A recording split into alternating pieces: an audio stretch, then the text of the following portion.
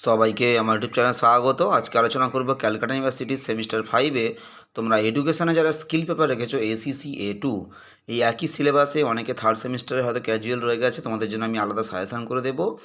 তবে এই সাজেশানটা মূলত সেমিস্টার 5-এ যারা এডুকেশনে স্কিল পেপার রেখেছো এসিসি A2 অর্থাৎ স্কিল ফর ডেমোক্রেটিক সিটিজেনশিপ, তোমাদের আজকে ভিডিওতে আমি সাজেশানটা দেবো, তোমরা প্রথম থেকে শেষ পর্যন্ত দেখতে থাকো।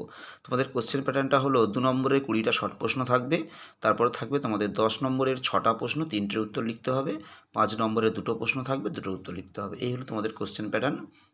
এবং তোমরা এখন যারা সেমিস্টার 5-এ পড়ো, তোমাদের স্কিল পেপার রেখেছো এসিসি A2, তোমরা যারা তোমাদের পরীক্ষাটা হয়তো 2025 সালের প্রথমে পরীক্ষাটা হতে পারে, কিংবা 2024-এর একদম শেষ দিকে গিয়ে পরীক্ষাটা হতে পারে, বা 2025-এর প্রথমে পরীক্ষাটা হতে পারে। তাই তোমাদের পরীক্ষার সাজেশানের উপরে আমি 2024-25 লিখে দিয়েছি, কিন্তু পরীক্ষাটা 2025 সালের প্রথমেও যদি হয়, কিংবা 2024 সালের শেষেও যদি হয়, পরীক্ষাটা কিন্তু মূলত 2024 সালের পরীক্ষা। তাই পরীক্ষার উপরে তোমাদের 2024 সাল লেখা থাকবে। তোমাদের জন্য কোন প্রশ্নগুলো ইম্পর্টেন্ট 10 নম্বরে, সেগুলো প্রথম থেকে দেখো।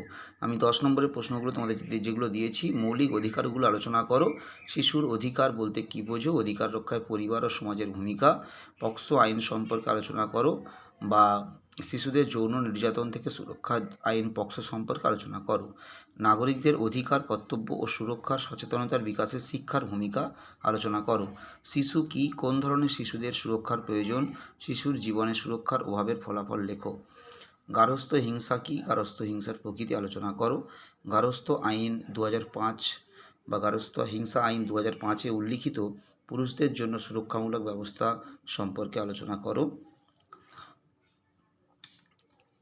এছাড়া তোমাদের যে 10 নম্বরের কোশ্চেনগুলো করতে হবে, দেখো, মহিলাদের সুরক্ষা প্রদানে গৃহীত গার্হস্থ্য হিংসা আইনের উল্লেখ করো এবং এই আইনের ত্রুটি বা সমালোচনা বা দুর্বলতাগুলো লেখো, গণতান্ত্রিক অধিকার ও মৌলিক অধিকারের পার্থক্য লেখো, ভারতীয় নাগরিকদের গণতান্ত্রিক অধিকারগুলো সম্পর্কে আলোচনা করো, শিশুদের যৌন নির্যাতনের কারণ কী এবং এই নির্যাতনের বিরুদ্ধে ভারত কী কী আইনি পদক্ষেপ গৃহীত হয়েছে ভারতে আর কি।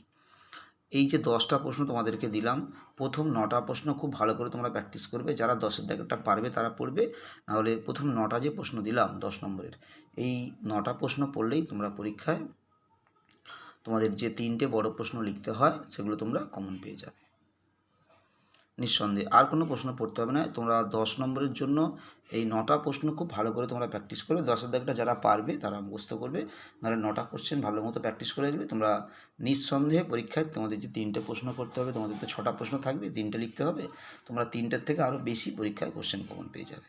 5 নম্বরের জন্য তোমরা কী কী করবে দেখো, এবছর প্রচণ্ড ভীষণভাবে ইম্পর্টেন্ট মানসিক হিংসা এবং শিক্ষার অধিকার আইন, এই দুটো প্রশ্নের মধ্যে থেকে একটা আসার চান্স প্রবলভাবে রয়েছে।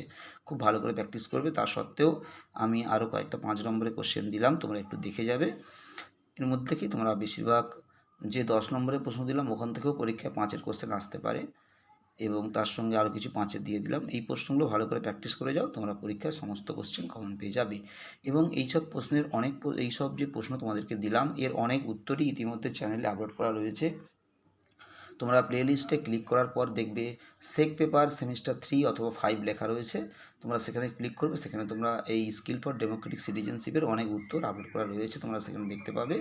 এবং যেসব উত্তরগুলো আপলোড করা নেই সেগুলোর উত্তর পরপর আপলোড করে দেওয়া হবে তোমাদের পরীক্ষার আগে পর্যন্ত। তোমরা কন্টিনিউ ফলো রাখবে চ্যানেলটা, তাহলে তোমরা উত্তরগুলো পেয়ে যাবে। সবাইকে নমস্কার।